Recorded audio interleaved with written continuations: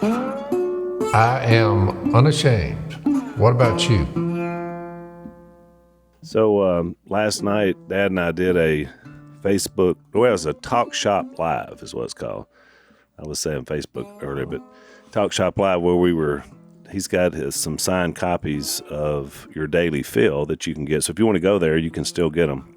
Talk Shop Live and see our little dissertation. We had a little 30, 40-minute chat. But, Dad, you asked a question yesterday, so I want to ask, maybe Jason and Zach know, because I didn't really know the answer to the question. You said, why do they call it Facebook? I mean, you said, does my face turn into a book? What is it? You couldn't make... If a face is in the book, it's about people, I think. Phil, this is why we love you. That's a question I've never heard asked. I haven't either. And so I said, well, good question. I don't know. Do you know why they call it Facebook? I'll take a shot at it if Zach doesn't know. I had no answer. I said, I thought maybe like an album, like a picture album. No, here's what I think. I don't want to do that.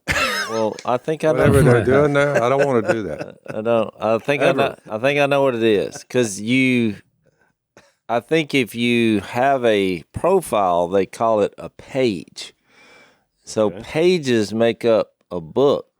And on your page, you have lots of pictures of your face. So I was kind of right. It's like a picture album. I think so. That's a digital. Well, that's how it started. Book. It started it started at Harvard. It's kind of a celebration of, because when I first heard people talking about, I remember when the first telephone and then the first no, it has nothing to do with the telephone. Well, I'm just saying, does it have something to do with when they first told us, we were all standing there, they said, watching the snowstorm. They said, listen, you're going to be able to see the person you're talking to on the telephone. And we all looked at each other and laughed. We said, no, they're not going to be able to do that. How would it be possible? Yeah, through wires. Impossible. Yeah. Yeah, so I said, no, that's a bunch of bull. Well, it's been a bunch of bull for 70 years.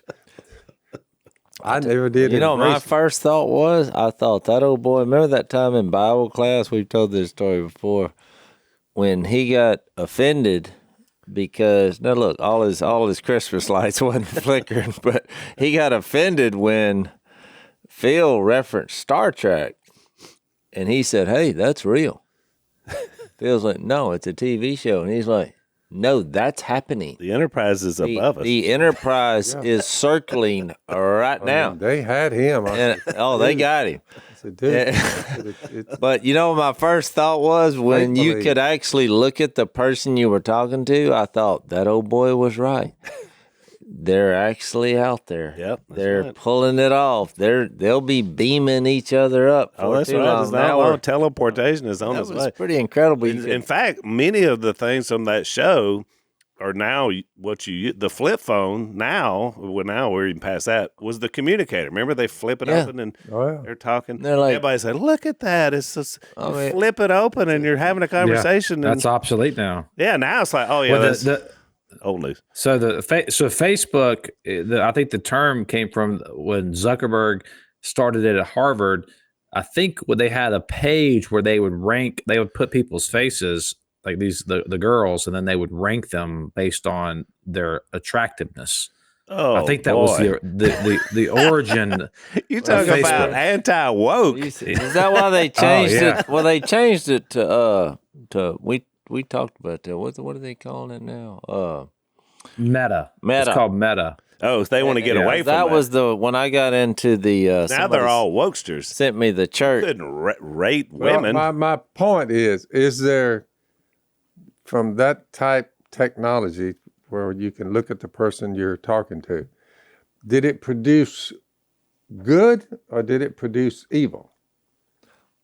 More good than evil, more evil than good. Phil, it's the same as in any venture. How did it help us all? I'm answering your question. It's just like any other venture where people gather. There's a lot of good things going on, and there's a lot of evil things going on. So it's just a place where people meet. It's a gathering place. I mean, we're using it right now, right? I mean, you guys are looking at me in North Carolina. I'm looking at you in Louisiana. and we're talking about the book of Hebrews. So some it are can be just used for scanning good. through it to see if they can badmouth you about something, and some people are Yeah, that's Some people I would are- say most of it is a lot of drama, bad mouthing. But most people get on there. It gave people a way to be more self-absorbed than normal, because their posts is I'm going to Taco Bell and nobody. I don't care. But I'm trying to You figure know, that's out. why I got off of it. I'm stuff trying to like figure that. out why I have no motivation to participate in that particular endeavor. Because you live, just don't wanna- Because you live in the middle of nowhere. You get up and you listen to birds sing. Yeah, you're not really know what I mean? participating with anything. This, I'm still at the who? yeah. Say you who? You're still answering the phone that's attached to your wall and arguing with all these people trying to sell you this stuff. That's right. Yeah, Because that's the only people left calling. Dad's here you go. We're still going. Dad's got his Rolodex.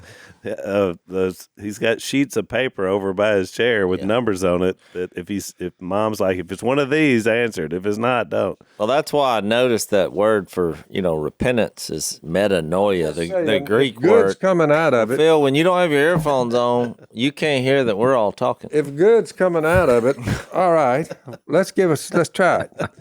But if evil's coming out of it, why would I do that? Well, that's not a basis to go by, because I just told you both are happening. Because people who are telling me, they're telling me usually when you hear, and which I'm trying to tie the face and the book together, but I think you need to stick to that book in front of you. face to face, okay, Face the book. face to face, all right, I got that. Well, you remember when you used to shoot But your face gun? book, I'm like, You're not letting me talk, Phil. You remember when you shoot your gun at a telephone book? Well, what was a telephone book? It was a book of people. Well, they just took that book and put it on that little computer and put faces on it, but it's the same people. But you can talk to each other. Telephone book to Facebook. Yeah, that was the That was the leap. That was the leap. They said, let's take a telephone book, put it in a box digitally. Yep. They figured all that out. You can talk about your and, grandkids. and allow people to communicate with each other. Well, directly. right, because telephone book that was the whole point of it. You want to communicate to that person, but that's really and interesting. you can sit in your living room and or your bedroom and you sit there and talk to the world. to put it in a spiritual context, this was like the telephone book being dead. And then they said, we're gonna resurrect that with a new body that can do things that are not of the physical world. Yeah. Well, I think that we would be better off if they just put the cancellation on the Facebook and go back to the old ways. Well, where information doesn't try at the speed of light. The good news is that the world seems to be with you, because I was trying to explain this to Dad last night, that Facebook now, like my grandkids and that era of people now, this generation, they're like, Facebook, that's for old people. Well, yeah. Now they're like, now that's outdated. That's outdated. They're moving on. Most people on Facebook are over. So where do you move to when you move out? Oh, it's Snapchat. Oh, you got a TikTok, lot of options, out there, but of which none. There's a makes new one sense. called that the kids are telling me about. I think it's called Be Real, and it's this is how it works. So it's once a day, you get a notification, and you have to, whatever you're doing, you have to take a picture of yourself in that exact moment, and only once a day. So they send them out randomly, and the idea is that social media has been so curated and so fake because you're not representing your true self. So whatever you're doing in the moment, you just take a picture, and then that goes up, and then all the people that follow you see what you're doing in that moment. It's called Be Real. That's the new one. You have to sift through the material, the flow of material, to see if they're lying or telling the truth. Well, right, because somebody said something that doesn't make it true. Well, I don't know where you've got your once a day that you're going to put yourself on there, but now you've got to wade through everybody to see what they're doing at whatever time of the day. Yeah, Sounds like to me they're bored. That sounds like boredom. Boredom has reached a whole new level. What's that? Yeah, that's what I'm thinking. The peace of you don't- mind has you don't flown sift- away. It left the. It How left would you the ever arena. have peace Well, of you- mind you if you don't- stayed you don't- on something like y'all talking about, and I saw like that? If that's all you day. did You're every seeing day, what's all the people you that'd know. drive you nuts. That's what's I happening. would That's what's think. happening. Yeah. Well, I think it does drive a lot of people nuts. I mean, it's an interesting world out there, whether it's TikTok or Facebook. I mean, when they introduced the like button, that's when everything changed. When they introduced that little button that you hit and it says you like post, and that became the, everybody wants to. It's kind of like digital popularity, and everybody's like searching for that. It's interesting for sure. Well, but to show you, I didn't realize until you said that today, Zach, how that started. It was basically a bunch of college guys trying to pick up women. And I mean, that was their goal, right? Or whatever. And so it's very interesting that I can believe. me too. That's what I'm saying. That Well, sounds good. the most realistic out of the whole Now thing. you know. So if ever all of our listeners over 60, we've now shared what happened. That's right. You figured it out. Yeah. Or at least I was going to make the point. Probably to, the guys all sitting around, about half eye, telling each other, well, honey, just take off this part. And is that part of it too? Here we go. I wouldn't I know. can think that smell was- a rat. This stuff. I wouldn't know. Once the clothes I smell a begin, rat. Phil, No. once the clothes begin to be taken off, I flee the building. Yeah, and there's nobody to monitor. No, human beings. No, that's what I'm saying. There's no human beings are monitoring. too evil to get into Problem that. with Zach's idea about whatever you're doing post, that could get rated R in a hurry. But it's real. It's real. This is not because But that's it's the real. problem. Most of it's fake, which I told y'all, the metaverse, which is a fake world. Yeah. And that's why I said the Greek word for repentance is metanoia, which is God changes your world, or you've been moved to have your real world change. Would you just say, surmise, would you say you'd actually be better with it or without it? I think In the spiritual world, trying to live a godly life in Christ Jesus, trying to be good to your neighbor. I mean, is that helping it or does it hurt? I concur that most of us have all realized that the less time we spend on social media, the better off we are. But Zach Phil- kind of has to do it. Well, But there Phil's you go. I'm just sitting here thinking. But Phil, your personality always goes to that. I mean, like if you have an injury, to your finger, feels like, do you want to take it off or do you want? I'm like, well, let's just fix it. We don't have to detach it from my body. You know what I mean? Do you want to? Can you live with Saying he's it, or prone do we to just? extreme. Well, right. I'm saying I think I think it could have been fantastic, and I think it would be fixable if you had the right people there. Yeah. But they would have to have a godly vision, Yeah. for it. So With all the dangers that's in the world and the wars we have constantly with the evil one, I'm just don't know whether that's a healthy device, the thing to get into or that's not. why I said It just looks like to me it would cause a lot of people to be upset over this, that, and the other. What somebody said, they call me. that's yeah. true. But does, but but- you can do that with pretty much anything. I mean, If everyone loved one another, I think it would be a beautiful But thing. my point is, Phil, the phone that attached to your wall, it caused people to be upset. I mean, there's people hollering at each other. The people are the problem. It's not the devices that connect them. That's why the whole world is a prisoner of sin. That's right. There's a verse that says that. For all have sinned and fall short of the glory of God. So, There's the problem. Yep. well, that's what I'm saying. So That's why I called it in my sermon. you the can't grind. It's all of a grind. sudden start blaming. And you're right. The There's no. device. Y'all are saying, well, since there's no escape for it, just join with them and yeah. Well, what we've done is we have started a podcast called the we Unashamed sold Podcast. books that would be. It's good for spiritual help. Last night we were doing we it. sold a few books, so they, Let's take a break.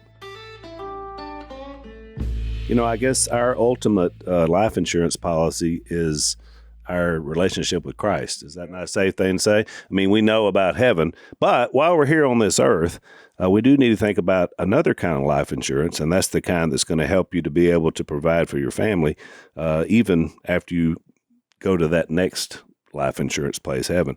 We have a company called Policy Genius. It's an insurance marketplace.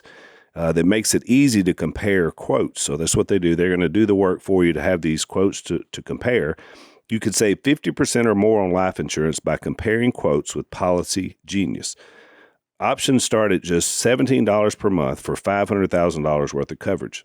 So you click the link in the description, policygenius.com/Phil. You're going to get personalized quotes in minutes and just the right policy for your needs. So these licensed agents, they're going to work for you, not the insurance companies, to save you money.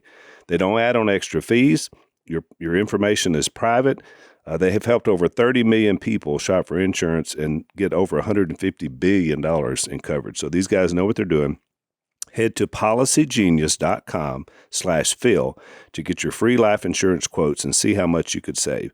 That's policygenius.com/Phil.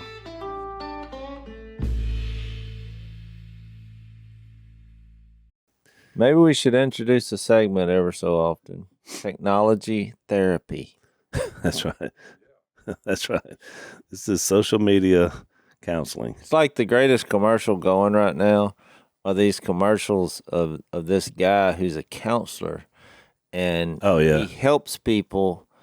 They're becoming like their parents. Yeah, not to turn out like their parents. And so everywhere they go, I mean, the material is endless. Yeah. Because every time they go somewhere, which unfortunately about half the things they're making fun of, I actually do. Me too. I mean, it's aimed at me. I'm like, if you're at a grocery store and the buggy is pulling to the left and squealing, I'm going to go find somebody. I'm going to say, hey, dude, fix this. That's right. You know? And to decide where you're going to park when I pull into a large parking lot, I'm thinking about that. I'm thinking I'm going to park out here away from people. I'm going to go up to the cold cut section and I'm going to try 2 or 3 things before I make the decision. I think that's a great thing in our society. So those are all things they made fun of on this commercial. Get them to sponsor the how show. not to become your dad. Yeah. How not It's to. like how not to become. Yeah.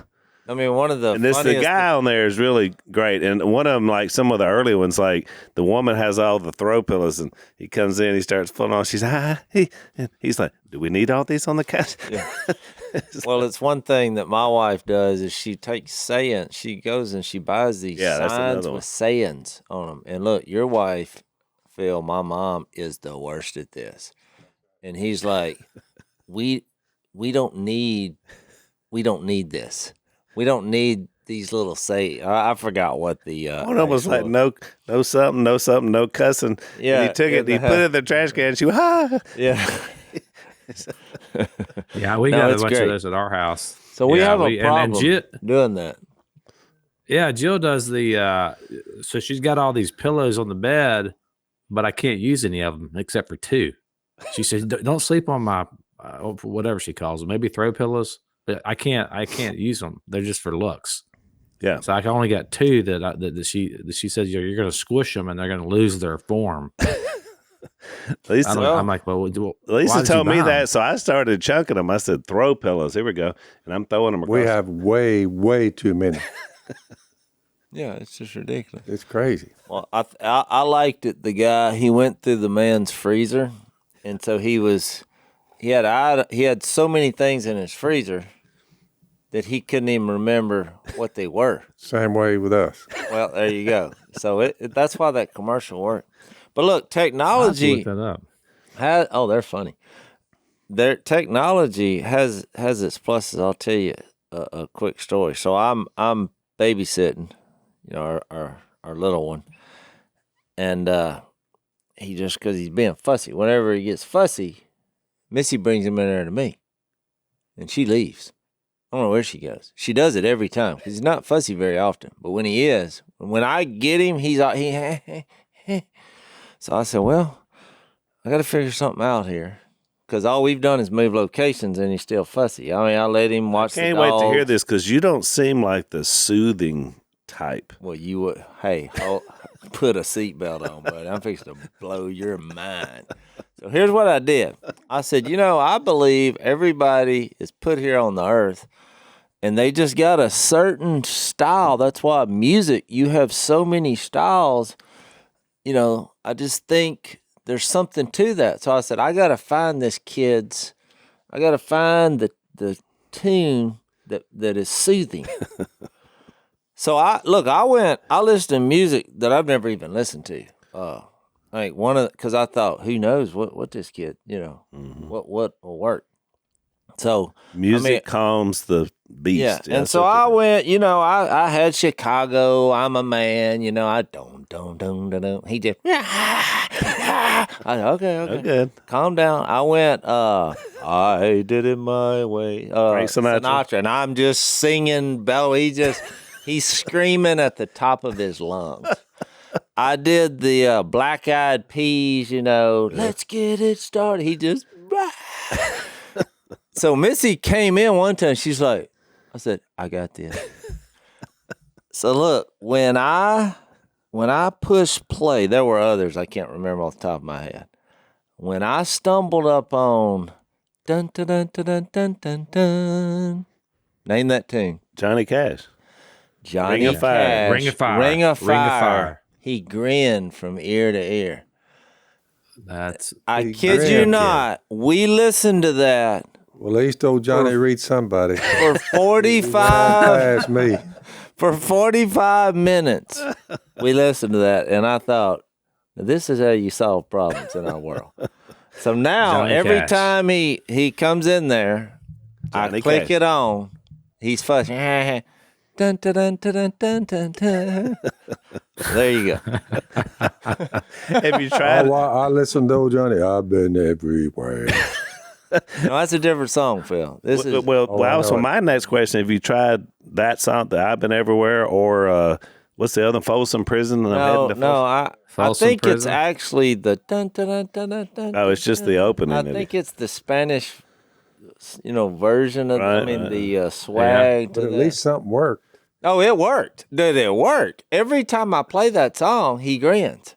He thinks it's funny. I'd try some Conway Twitty on him. See what he thinks about Conway Twitty. I bet he'll like it. I don't know. That makes me fussy. You're going. Well, we're going to study the Bible. Yeah, let's get to the Bible. We've talked about. But I did think that was funny. That's a good story, Joe. Yeah, that's I leave it was to so you. proud. If it's a Rubik's cube, you can do it. You can- Well, so Missy came in to finish that story. I said, I found his walk-up song. And she said, excuse me?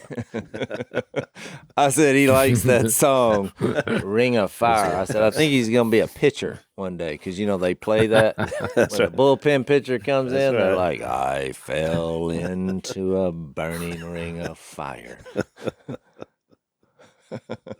Everybody's got to have a walk-up Gotta have a song. walk-up song. I agree with I that. try to keep it spiritual. I mean, most of my walk-up songs are worship. But you might be right. To have a backup, you might try some of the music here in Mexico. A lot of that same type. Well, I need a peppy spiritual, like a what do you call them things they play in Mexico? What's the instrument I'm trying to think of? I had a brain cramp.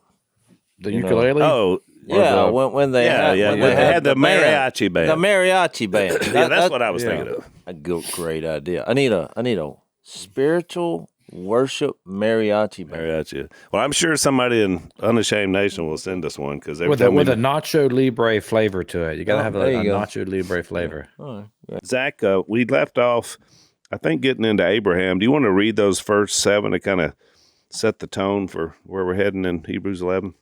I think we read You talking 1 about- through 7. Yeah, we read those. Where If are you we read, at? I think we're in verse 8. I'll read verse 8 through 12. All right. And then I'm sure we'll get further. But by because we talked about Abel. Well, we talked about Enoch. We talked about Noah. And now we're Which were moving all into the- Abraham. And I mentioned before that the pre-floods, it was a little bit different world going on with them. So now we've made a shift. So we're post-flood. Noah and his sons and their wives have repopulated to the point of getting us to Abraham. All right, here we go. This is Hebrews 11:8, which says, by faith, Abraham, when he was called, obeyed by going out to a place which he was to receive for an inheritance, and he went out not knowing where he was going. By faith, he lived as an alien in the land of promise, as in a foreign land, dwelling in tents with Isaac and Jacob, fellow heirs of the same promise. For he was looking for the city which has foundations, whose architect and builder is God. By faith, even Sarah herself received ability to conceive even beyond the proper time of life, since she considered him faithful who had promised. Therefore, there was born even of one man, and him as good as dead, at that, as many descendants as the stars of the heaven in number, and innumerable as the sand which is by the seashore.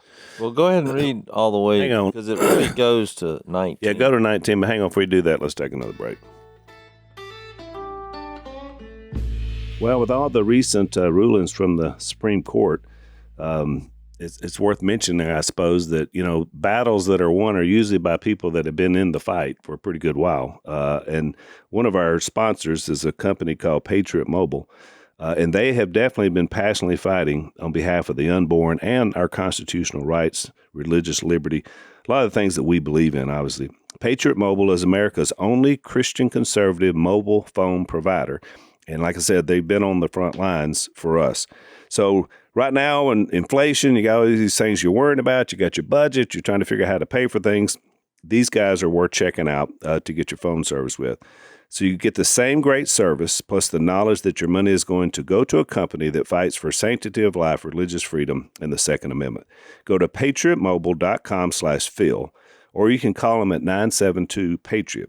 Use the offer code Phil, and you're going to get free activation. If you're a veteran or first responder, you get even more discounts, and we love that about these guys as well. patriotmobile.com/Phil, patriotmobile.com/Phil, or call them at 972-PATRIOT.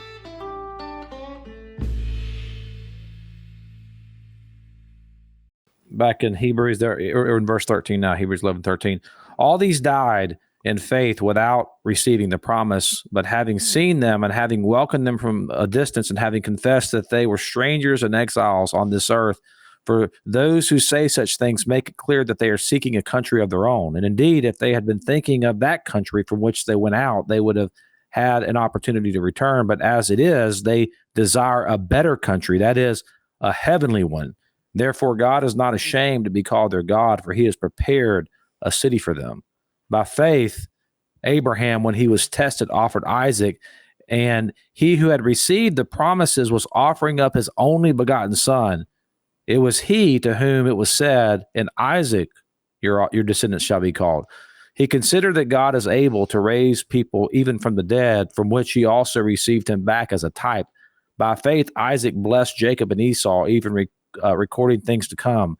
By faith, Jacob, as he was dying, blessed each of his sons of Joseph and worshiped leaning on the top of his staff. By faith, Joseph, when he was dying, made mention to the exodus of the sons of Israel and gave orders concerning his bones.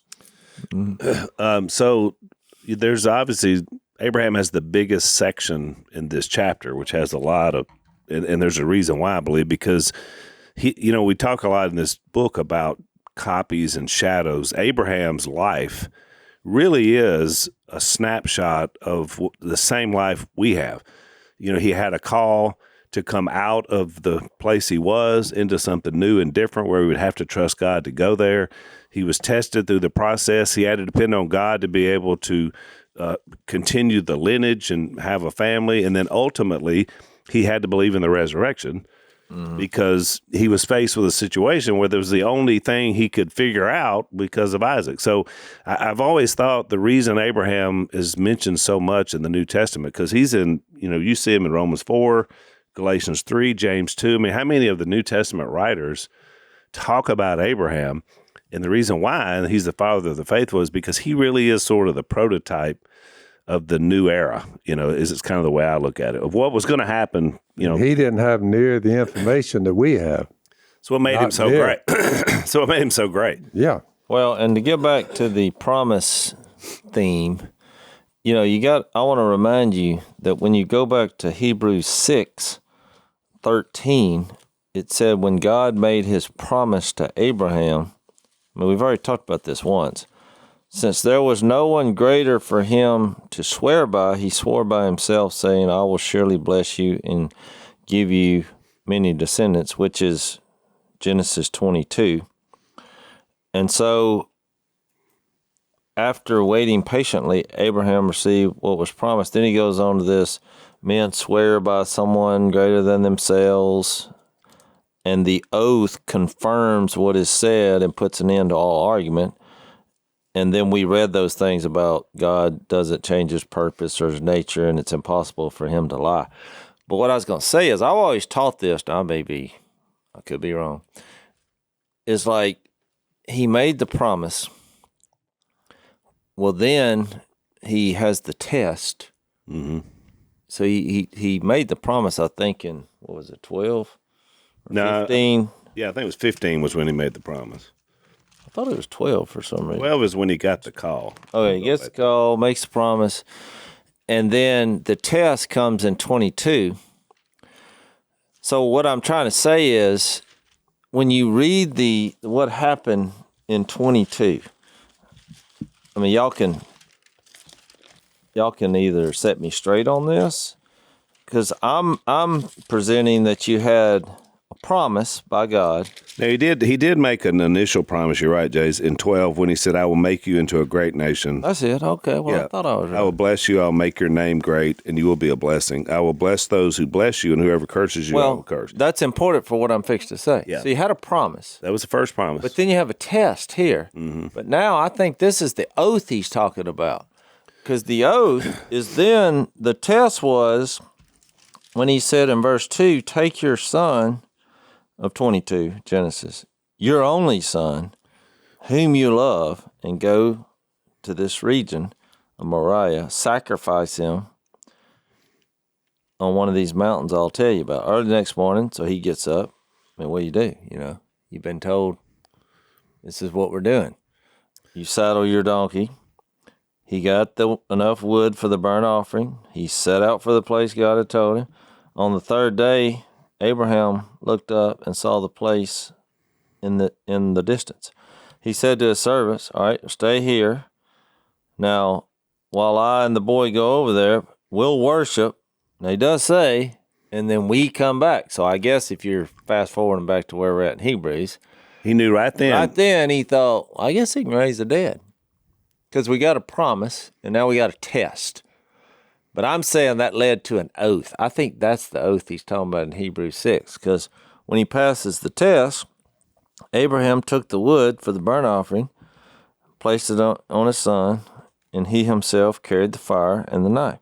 And the two of them went on together. Isaac spoke up and said to his father, because, he's kind of the missing part of this story. He's like, well, Dad, yes, my son, Abraham replied, the fire and wood are here, but where is the lamb for the burnt offering? Because he's, not realizing, you talking about me? Who? I mean, this is the worst exhibition of fatherhood. They put people in prison for doing stuff like this. Abraham answered, God himself will provide the lamb for the burnt offering, my son. And the two of them went on. So they have this awkward conversation, and we have this awkward, what seems to be contradiction of God's plan in Abraham's mind going on. I mean, this is all a disturbing story for most people. They're like, why is this in the Bible? Right. So when they reached the place God had told him about, Abraham built an altar there, arranged the wood, bound his son, Isaac, put him on the altar. Then he reached out, took the knife to slay his son. So God knows the heart. And then in that moment, wait. But the angel of the Lord called out to him from heaven, Abraham, Abraham, here I am. Do not lay a hand on the boy. He said, do not do anything to him. Now I know that you fear God, because you have not withheld from me your son, your only son.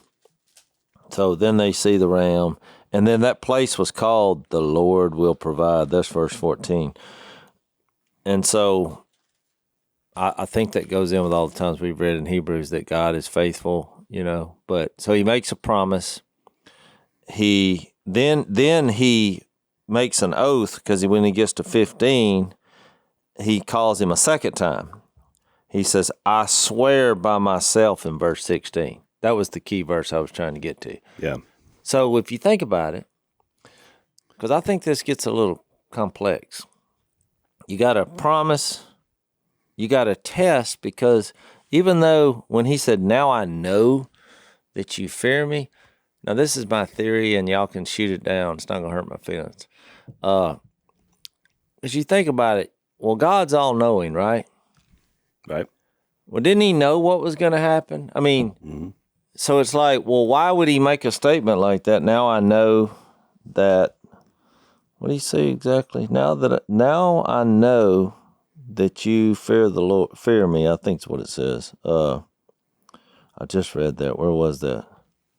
Yeah, that.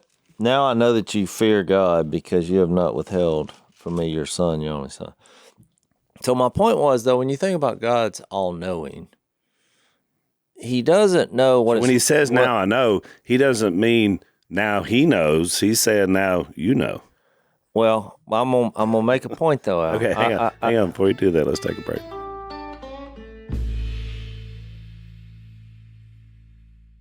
So here's what I was gonna say. God, he didn't know what it felt like to sin because he's never sinned. Correct. Right. So he sees us. So when you get to verses like, and I don't have something I read out of a book or whatever. I'm just getting to verses in Hebrews, like when it says Jesus can help us because he was tempted in every way just as we are, yet was without sin. So it's like, did God know what it kind of feels like to be in a human body? I mean, maybe, but I know he did when he became a human.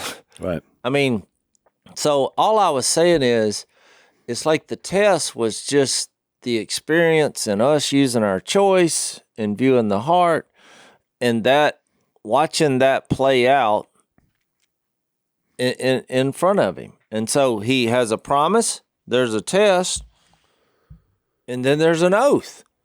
And so I think that, now he's like, and there's no one greater than him, so he made that oath. I'm tying in Hebrews 6. I just think there's a process there that when we rely on the promises of God, this testing is going to happen. Yeah, Correct.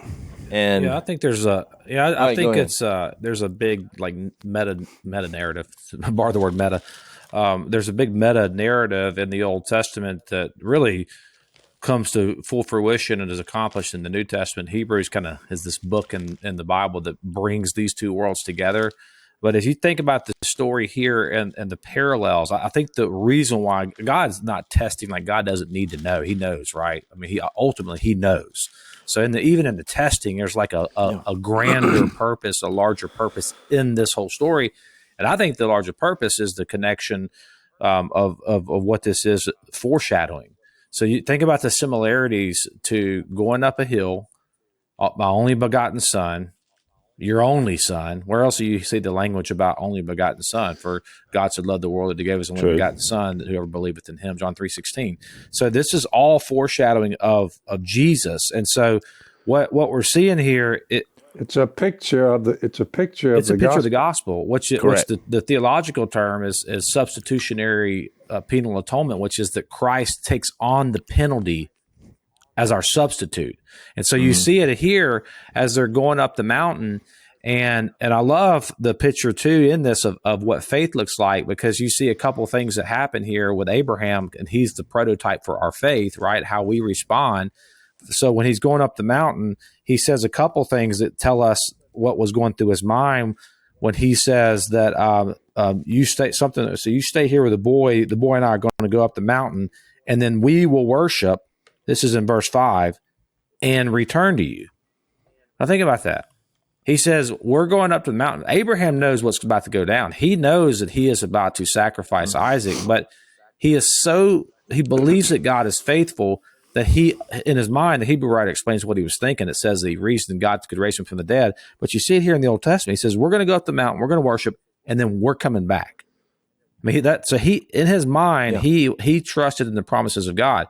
When they get up there, what happens is there's this moment where he's about to plunge the knife into the heart of his son, and this is the foreshadowing of substitutionary payment, where God says, stop. He says, stop and look at the ram caught in the thicket. Sacrifice the ram. God provided the sacrifice in exchange for Isaac. And Exactly. So that's the foreshadowing of the gospel, that he's saying, like, I'm going to bring this to full fruition one day because I'm going to provide the sacrifice and the payment for your sin in the form of the lamb, a lamb caught in the thicket, which is Jesus. So I think that's the big meta narrative here that's unfolding. Yeah, and I think Jase is right. It's like everything else in the Old Testament, especially. There was in the moment, because this was all real for Abraham. I mean, we're looking back now thousands of years later and dissecting it, but he lived it, and this was over a 40-year period of his life. But that's kind of what was my point. But then you've also got the bigger narrative. Well, that's my point, though. The whole experience. I mean, how many times have we seen in Hebrews 11, and you go back and look at them, and they say they walk with God? Well, what does that mean? I mean, what is time? Time is experiences that we have. And this whole, when we started talking about Facebook and all this, they're trying to find a quick, easy way to experience social. I mean, they call it social. What do they? Networking, or how's your social life? And they're talking about, well, I got this many followers, but this experience of God, with God, and walking with God, that is what's producing a relationship and a reliance of trusting that God cannot lie.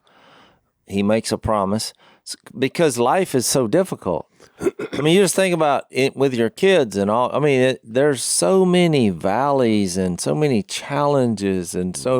But after a while, you're looking at the people in your inner circle, and the reason they're in your inner circle is because you can rely on them. Right.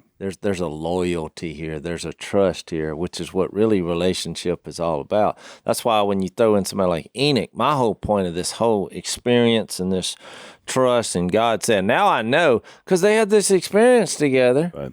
Well, I mean, that formed a bond, which is how you get in Hebrews 11 in the Hall of Faith. Yes, they right. had this experience where Abraham stepped up, did the right thing. God provided the basis for this to happen with a promise and a test, and then he gives an oath, and guess what?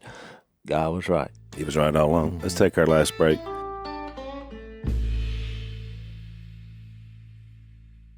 And Abraham was right to trust in him. That's right. So the only thing I would add I like your lineup you had. You call it the promise. I call it the call, which is in 12.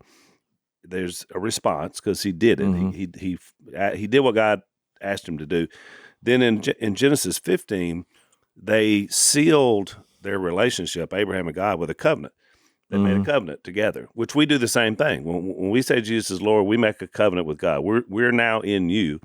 And so that covenant was there, and then there was a test, and then there was an oath. You're exactly right. But you think about that, that's exactly what we do when we accept Christ, when we get into him. It's the same process, which is why it is that meta-narrative. I will say this, for those of you, I really want to encourage the audience, go and read Genesis 12 through 22, all 10 of those chapters, because sometimes we read this and we think, we could never relate to a guy. Who could do this? I mean, Dad said that on the last podcast. I mean, who could have this much faith? But when you read all those chapters, you realize over the course of his life, he wasn't perfect. I mean, God made this promise, and it was a long time. So he's like, man, I wish my servant could just get the blessing, God, because, he's a good man. I don't have any kids. He's like letting God know, hey, by the way, I still don't have any kids here. And then Sarah comes in and says, I tell you what, why don't you take my maidservant as your wife, because they had multiple wives back then, and have a child through her, and then that son will be the blessing. Abraham's like, perfect. We're still within what God told us to do. It'll be my son. So Ishmael is born, and 13 years go by, and, they get ready. They're like, okay, he's the guy. And then God shows up and says, okay, now remember what I told you all those years ago? It's about to happen now that you're 100. And so then he gets the next test, right? Mm-hmm. Is this really going to happen? So what I love about that story is it makes Abraham totally relatable, because we get impatient and we start thinking, I don't know, God, are you still, remember I'm here? I think that's the hard part. Like this test, you're reading like, oh yeah, we're going to be tested. Tests are hard, and if you don't study, they're real hard. I mean, look, I remember those days in high school. I show up, hadn't studied. Guess what? Fail. But I'm saying in life. Says the man who failed his driving test the first time. I actually failed it twice. I failed the written form the first time. Then I failed the driving form the second, which is because I went 2 miles per hour over. And look, don't ever do this if you fail your driving test. Don't ever say, you ever heard of something called grace? That woman opened the door. Do they still drive around with you? Yeah, they do. I think so. But They still do. They do, but there's like a much more of a process now. You got to go to school. Talking about young and prideful. So I get home and I was like, can you believe those people they wouldn't pass me because I went 2 miles per hour over when everyone knows that if you did that in front of a cop, he would never pull you over. I was like, that. You were I trying would to not apply, take responsibility. Right. I You were was trying to like, apply common sense. that's what we do in tough situations. We always manipulate it, and especially when you got a test of this. I mean, we're laughing, but if God told you to sacrifice your son, I would just say 99.9% of the people are like, no. Well, I think Abraham. Go ahead, yeah, I Jeff. think Abraham though it is interesting. You mentioned like he had faith, but he also had imperfect faith because there was that whole big thing. He had doubts. Yeah. There's a whole thing with Ishmael or Hagar, but I think something happened when God finally delivered. He finally delivered that promise. When he was the old age. Well, because there's a difference. But he did. That was the basis. Though. We brought that up last time, and that's really important that you said that. He had a kid when he was 100. So it's one thing for this crazy story, God to ask you to do something, but he's already asked you, or not asked you, but just told you. I guess he asked him because I guess they went into a bedroom. Yeah. Well, and the Hebrew writer. Right. Here we go. Yeah. It's been a while. The Lord. I'm just saying. In any other aspect of life, it's like the Lord told me. I'm just putting this in a practical situation because they had to joke about it. Right. I mean, she got in trouble for laughing, but still. I mean, if I went in there at 100 and told Missy at 9, I was like, look, the Lord told me it's time. You know what you would do? You know what she would do? She would do what you did with that woman at this time for security. No, she would get out my playlist for our little one. I fell into a burning ring. All right, go ahead, Zach. Sorry, I don't know. I don't know where. I think where I was headed with that is that Abraham had this imperfect faith. It's just like us. He received the promise. He's going to try to help God accomplish what God promised to do because he thought, maybe God's not going to do it on his own. So then we're going to take matters into our own hands, and then we're going to accomplish this promise for God. That didn't work out very well. But I think in it, when God finally does deliver, Abraham, there is a difference in the way he approached that second or that test, right? Like he's like, I mean, against all odds, he's going up the mountain thinking, I don't know how God's going to do it. I guess he's going to raise him from the dead. But he just knew after what he had experienced, he knew that God was going to come through. And I was thinking about a question that I've asked myself a lot is how do we have faith? Like how, if I want to increase my faith, how does that happen? And there's this weird passage in Romans 4 when it talks about Abraham. In the ESV, it says that Abraham's faith increased as he gave glory to God. So I think there's like this prototype that when you give glory to God, when you live a life that is resting in the promises of God, what happens is it increases your faith because you begin to taste and see that the Lord is good. And I think I said in the overtime last week that holiness is what you would basically do 100% of the time if you had all the information. Like if you really knew the end of the story, if you really knew what was at stake here, that God's revelation is leading to happiness, or what John Piper calls Christian hedonism. If you really knew that there was this immense pleasure from following God, you would do it. And so I think that's, he said, how do I increase my faith? Well, start obeying God and giving him glory and see how that works out for you. It'll increase your faith. Well, and I think, that's a good point. And I think just recognizing that there will be tests. There's going to be tests in your life, and it's not going to set up with your time frame. There's going to be a lot of times you can't see what the end is going to be like, or you don't have all the information. And I mean, but you tally all these stories up. I mean, I think even bringing Jesus into the world, I mean, you got, here's a pregnant woman who's, going around saying, I mean, to her close inner circle, I mean, God has made me pregnant. Yeah. Come on.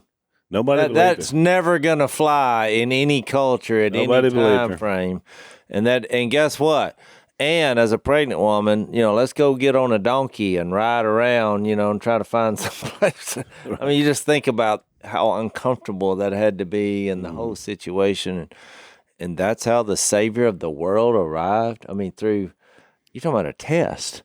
I mean, we take it for granted, but if you were that couple with all that, it just seems like it was so crazy that you couldn't even hardly fathom making it up. And as soon as he's born, the king decides we're going to kill all the kids his age to make sure he doesn't survive. That, by the way, that was going on, which is why they fled to Egypt. It was amazing, which again is another shadow or copy. But I just think though there's tests and you're not going to have everything figured out when you walk with God. That if you're looking for that, because I think a lot of religious people, they want to figure everything out from a biblical standpoint and their life. They all you're not gonna know, because a lot of things are tests. That's right. All right, we're out of time, but in the overtime, I just thought about something I want to bring out about the consequences of when we try to fulfill the promises of God. We talked about this thing with Hagar and Ishmael, so we'll talk about that in the overtime. If you want to follow us over, that's blazetv.com/unashamed.